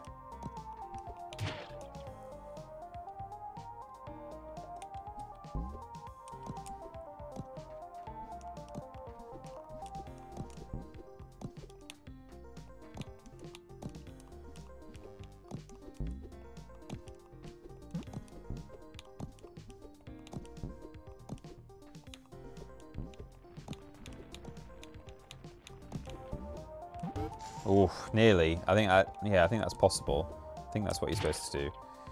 Alternatively, I could run around it because there's no fire on the near side carriageway.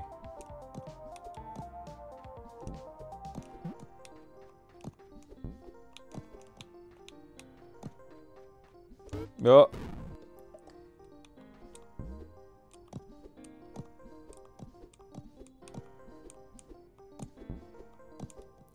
I think it would be good for all the jumpers to swap streams for a week. I'd love to see Peter tackle Bloodborne. I've tried Bloodborne before. I was intrigued by Bloodborne because one thing I really like about all the Soulsborne games is I do like that sort of strange mythology they have around them, where like the lore is not at all kind of fully explained. I really like that. I think that's an appealing thing. Oh man, I'm gonna get hit by this lorry. No. What is the way around there? What is that? What am I? Maybe I should be jumping on a truck. I don't know. Yeah, I could jump downwards onto a truck. Even beyond the fire to the right-hand side of it, I could still jump onto a truck and then jump off the truck. If I bounce onto a truck that's passing through it or has passed through it, that might actually work. I don't know. But yeah, I've tried Bloodborne because I like that aspect of the Soulsborne games.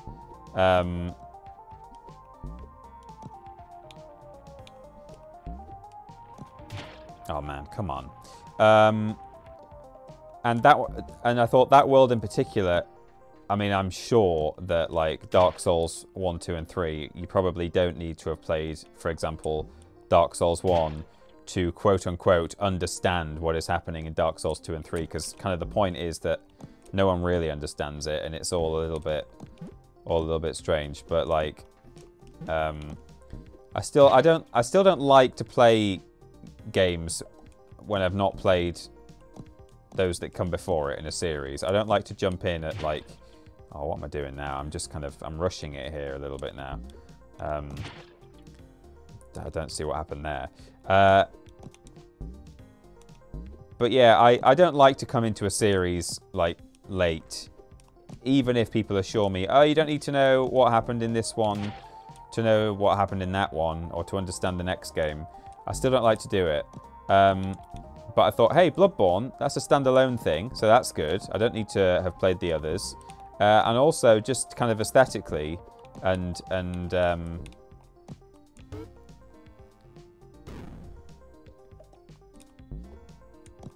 you know, it has a slightly more Victorian... They're all gothic. I know all their games are very gothic, but it was a bit more... yeah, a bit... It's kind of a... Is that fair to say? It's a bit of a Victorian vibe. It's kind of Nightmare Creatures-like, isn't it? In that sense, it's the one that intrigued me more than others. So I did try Bloodborne, but I mean, ultimately, it's a Souls-like, and I just don't like Souls-likes. They're just not for me. I don't really understand the appeal. I'm just going to read. I've missed some alerts. Not just... There was a recent one from Swindeen1, who subscribed via Prime for 6 months and said, Walry, thank you for being with us for half a year now. But also, I think I missed one a while ago. Let me refresh the events. So Steven Skodes and Lord Brotovich blazed it. Matty Maniac subscribed for 3 months as well. Sorry for missing that earlier, Matty. And Scarf of Jericho, did I do that one? No, I didn't do that one. Oh yeah, resub time, but now in 32-bit graphics. So thank you to those subscribers. Sorry, I'm sure you can understand. I got a bit of tunnel vision there with this game and was unable to stop and read some of those alerts. But yeah, I've given Bloodborne a try. And I've tried Dark Souls 1 as well, actually. I've probably played the first hour of both of those games, and it's just not for me. And people have told me before, it's like, oh, well, you need to put more than an hour into it. That's the point. You need to, like, spend the time. And it's like, well, I have so little time to game in my free time right now. Or certainly I did. I have done until very recently. I'm actually playing so much more, spending so much more time playing games this year, which I'm really happy about, because I was starting to think, like, come on now. I can't be a presenter on it. Oh, there's a checkpoint there. Flip me. Oh, God. Just noticed that hovering in the middle. I suppose I could just... Can I not just do this? Oh, no, I can't, because that'll push me off. Okay, at least we've got a checkpoint now, so we can work out this fire. So there's a couple of options. I can either try and run around it.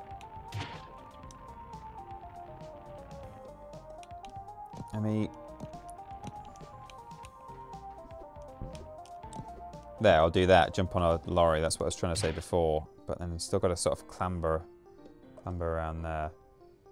I prefer a game that's more pick up and play than get good, says Forgotten Media. Yeah, I mean, that's what I largely prefer. I mean, I know I'm sitting here playing PsiloSybil, but what interests me about this one is as much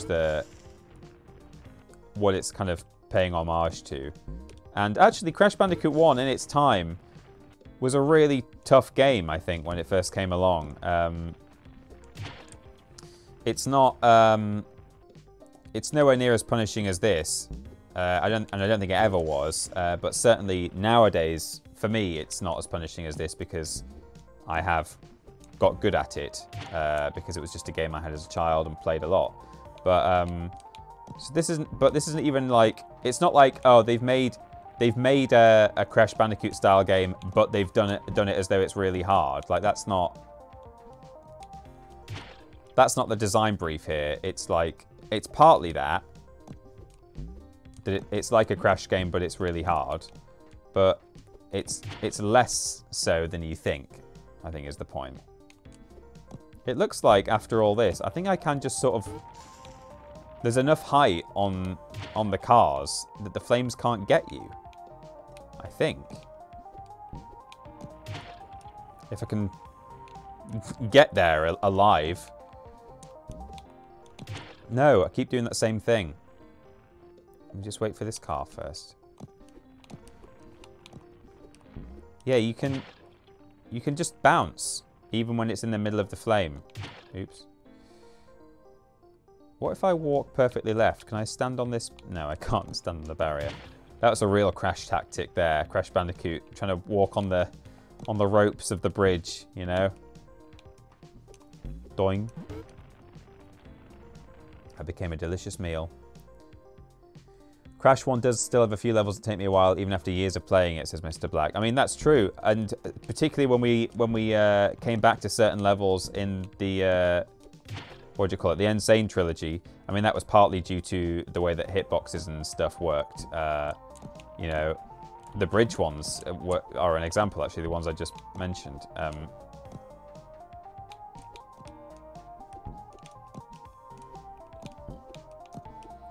Yeah, the bridge levels in Crash 1 were infamous, particularly in the Insane trilogy.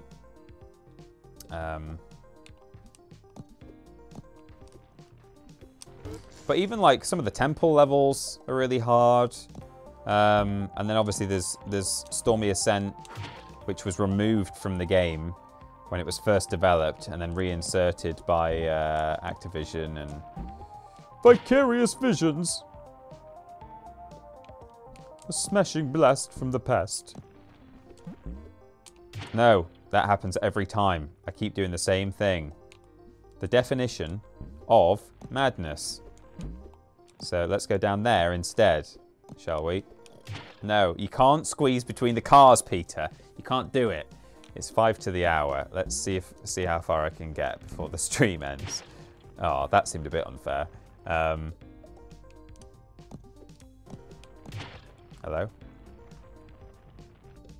It's nearly Toad in the Hole time for me. Exciting, says Boring Loner. Oh, Toad in the Hole. I've not had that in a long time.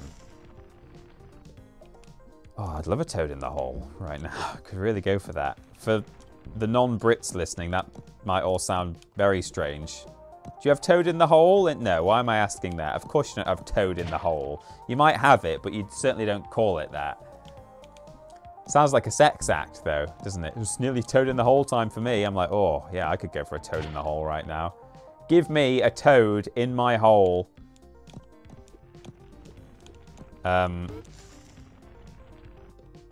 It's not the kind of thing... I mean, you can actually just buy it made, but I think typically people tend to make it themselves. I don't know about you, Boring Loner, if you've made your own or if it's shop-bought Toad in the hole. But that's the thing, is that like if I could just buy it as a delicious, convenient, and very unhealthy ready meal, because, you know, it's not even laziness, it's that I can't make Toad in the Hole. I'm rubbish at it. I just end up with like a really oily pan, a sort of soggy bottom, as it were. When I want a Toad in my hole, I end up with a soggy bottom, is what I'm saying, and that's not good.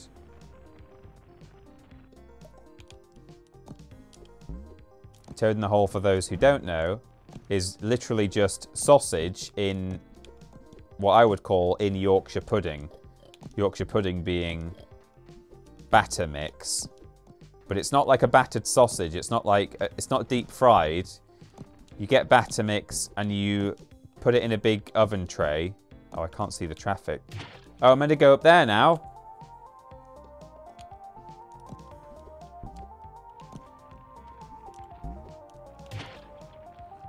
In fact, I could just, once I'm over this fire, I could just cross the carriageway, couldn't I? Cross the central reservation and ride it to victory. Can I do this? Is this allowed? Is this safe? Is there a sign? I'm riding it to victory, everyone. I should have done this from the beginning. Oh no, I can't. I cannot ride to victory.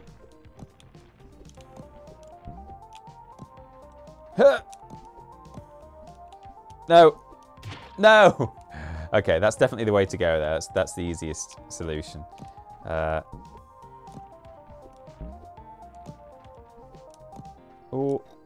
Oh, I can't jump. Oh, it wouldn't let me jump. I think I was still on my way down from a jump when I hit the fence, and it didn't like me trying to jump before I'd hit the floor again. Oh, I'm just doing it again. Okay.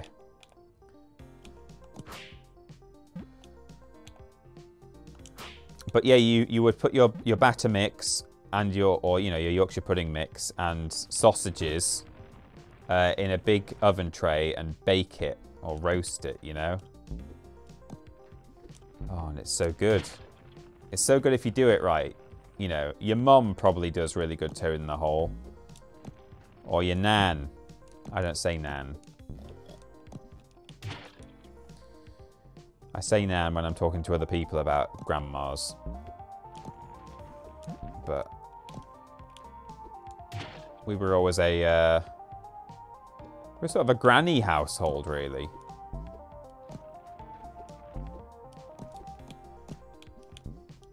Which I think if I was an old woman with grandchildren, I wouldn't want to be granny. I'd rather be grandma, even just gran. But nan, I think, is a bit sort of regional. Although it is, I think a lot of northern people do say nan, so I don't really know why we don't in my family, but we've always just been a granny family. And grandpa. Everyone's a grandpa. All the male grandparents are grandpas. Haywood89. Thank you for subscribing for 35 months. I did that without even looking at the screen then. I did those last couple of jumps just on muscle memory because I've done it so many times. 35-month streak, look at you. Look at you go. Right, so let's jump on this blue one. No! I really only have to sort of jump around the sign there because it's literally just a case of getting over the fire. So as long as I jump around, jump up and get down, I should be golden. Or can I just... No, I can't cross the road. Okay, let's jump there. Jump there. Sometimes you just land perfectly in front of those blue vans and sometimes you don't. Look, like there, I landed easily on it, and there, I guess the gaps are different, aren't they?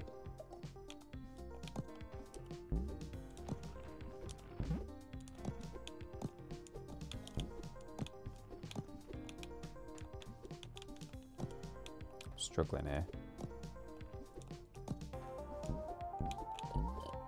There we go.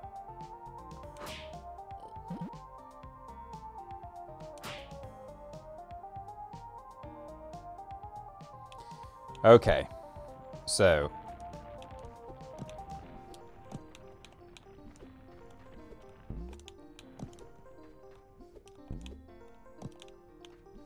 no, I'm a fool. Okay, I understand what I'm doing now, though, I think. On the gap where you are going to land in front of the van, you make sure you're not jumping as... Don't try and jump all the way to the van. Try just land in front of it on purpose, like with a foot or two of grace. There, like that. And then you can jump to those ones. And then you can land in the whatsits. And you can say that you died 116 times in truffle traffic. Well, let's literally just see aesthetically what Borsai looks like. Oh wow, look, this pig's got a wig on his head. But it is now the end of the stream. Oh, look, the classic Crash Bandicoot tactic of levels that have a backside to them when you begin. Jeez. What in the mother of Christ is that? Oh, is it following me? Oh my god, it is. Well, I can't even manage the pit to begin with, so... What? Hello? Have I just forgotten how to jump pits now? It seems to move too quickly for me to possibly be able to... Okay, you have to clear the gap first. Oh, now look at these. What is this? Hello, sir. Oh, yikes. I didn't think of that. Oh, well, that's on me, isn't it? Okay.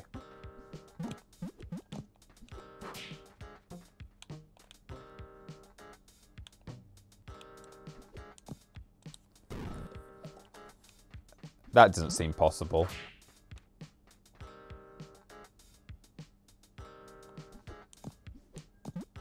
Oh, does it not move as much when it's got its eye? It sort of opens up at some point, and maybe. Oh. Yikes!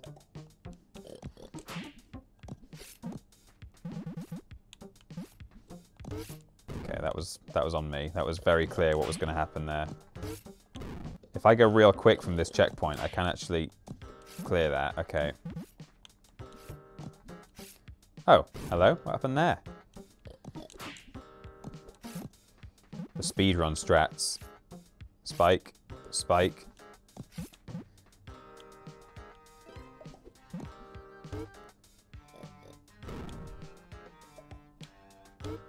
Oops.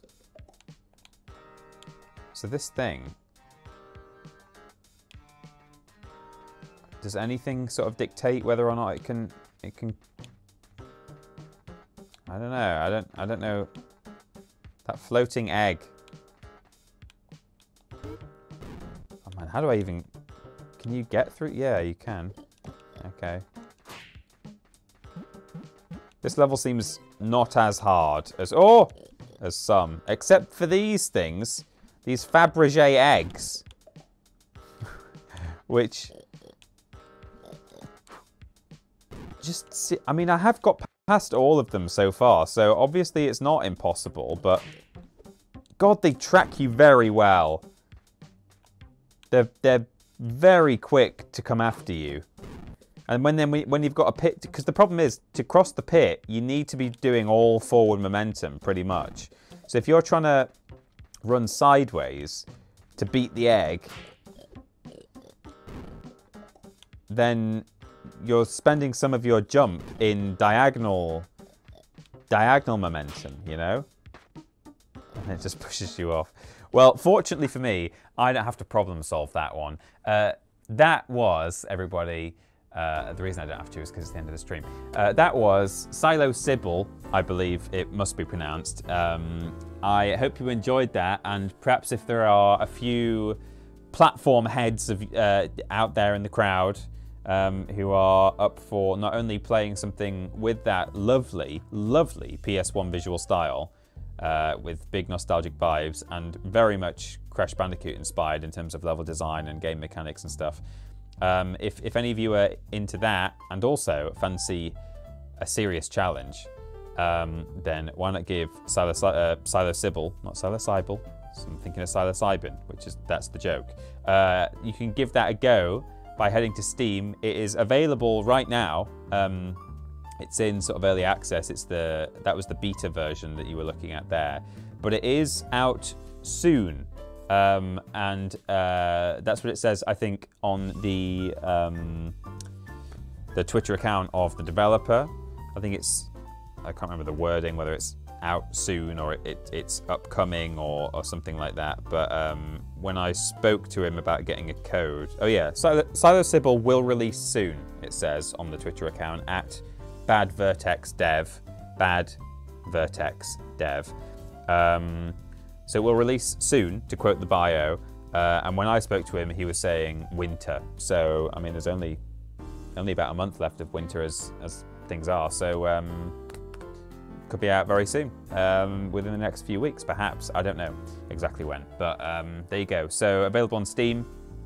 Have a go if you fancy the challenge. If you're up to it, do you think you're hard enough? Do you think you can beat that boss in less than 180 deaths, however many I got? Do you?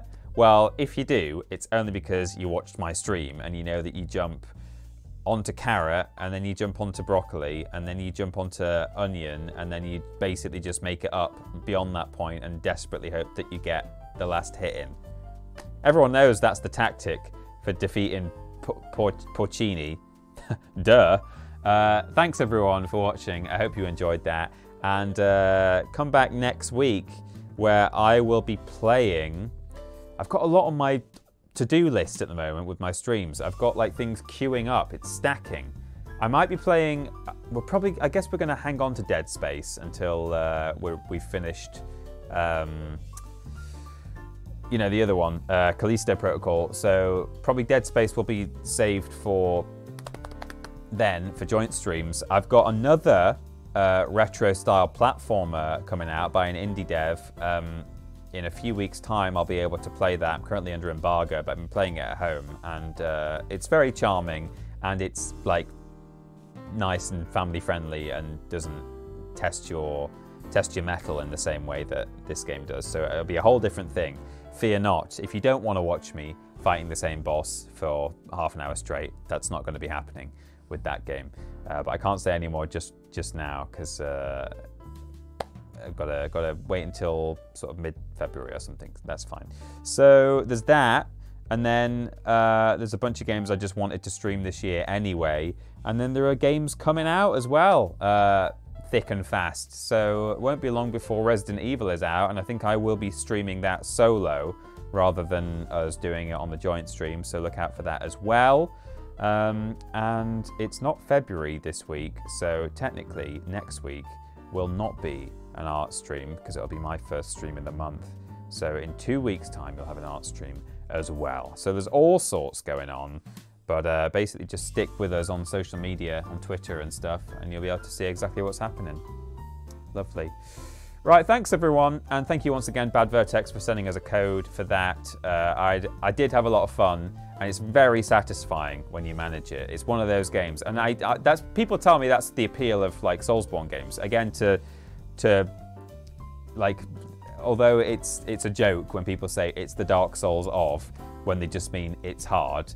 Equally, one of the things about Dark Souls is that people play it to get that satisfaction when they finally nail that boss or that level or whatever. So in that sense, it is like a Dark Souls game, and I finally was able to experience that bit of satisfaction that those Soulsborne players get when they kill a boss or something. Generally, I don't think in Soulsborne games that you're hopping from the carrot to the broccoli to the onion, but hey, I'd like to see Ben Potter do that boss in less than 100 and something tries. He probably would, actually. He's better at games than I am, so he would manage that for sure. But there we go. Thanks, everyone. I will catch you on Thursday live with my friends and co-workers. And before then, you'll see me on the channel as well doing lists and stuff. Lovely. Thanks, everybody. See you all very soon.